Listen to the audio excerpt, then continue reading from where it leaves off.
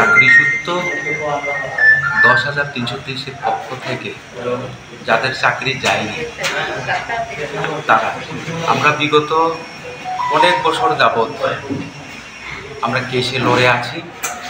একটাই আশা, আমাদের উপরওয়ালা ঠাকুর আমাদেরকে এই কেস থেকে মুক্তি দেবে। আমরা কারোর প্রতি বিশেষ আশা করতে পারি না।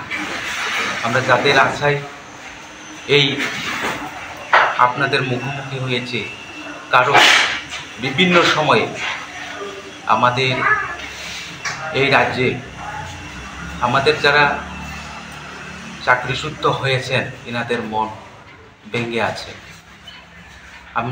আমি ওনাদেরকে মেসেজ দিতে চাই, ওনারা যাতে মন থেকে না ভাঙে। কারণ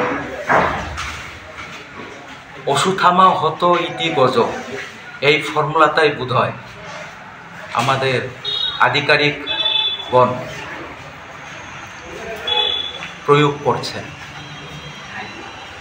অসুথামা আপনারা সবাই জানেন, মহাভারতে একটা জায়গাতে এই টেকনিকটা ইউজ হয়েছিল। অসুথামা নামে একটা হাতি মারা গেছে, আর এদিকে দ্রোণাচার্যকে দুর্বল করার জন্য তার ছেলে মারা গেছে, তার ওই নামেই ওই নামটা।